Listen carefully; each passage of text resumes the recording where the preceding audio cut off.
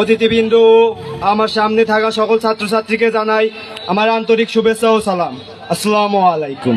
আজকের এই বিদায় অনুষ্ঠানে আমি তুষার কিছু কথা বলতে চাই। যেহেতু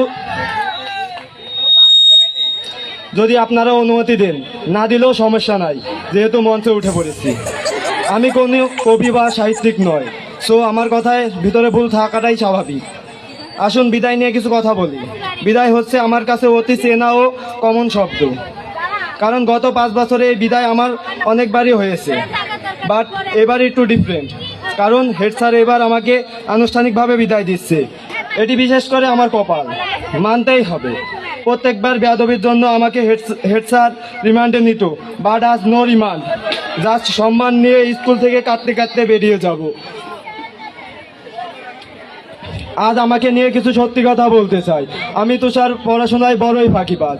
ক্লাস 6-এ যখন ভর্তি হয়েছি, তখন থেকে ক্লাস 9 পর্যন্ত শুধু এটাই ভাবতাম, কবে স্কুল থেকে বিদায় নিয়ে পালিয়ে যাব। কিন্তু দেখুন, সেই দিনটা আজ চলেই আসলো। এবারের সংগ্রাম মুক্তির সংগ্রাম, এবারের সংগ্রাম বিদায়ের সংগ্রাম। দীর্ঘ 5 বছর যাবৎ কিছু স্যারের নির্যাতনের হাত থেকে মুক্তি পেতে যাচ্ছি।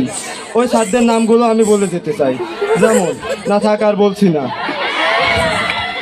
আজ আমার খুশির দিন, আবার কষ্টেরও দিন, কারণ চলে যাচ্ছি তাই একটু আনন্দ লাগছে, আবার কষ্টও লাগছে, কারণ তাদের শাসনগুলো অনেক মিস করব। সত্যি বলতে তাদের শাসনে কোনো ত্রুটি ছিল না। সত্যি সত্যি আজকের দিনটা আমার জীবনে স্মৃতিময় হয়ে থাকবে। আজকে আমরা চলে যাচ্ছি, কিন্তু ছোট ভাই বোনদের উদ্দেশ্যে আমি কিছু বলতে চাই।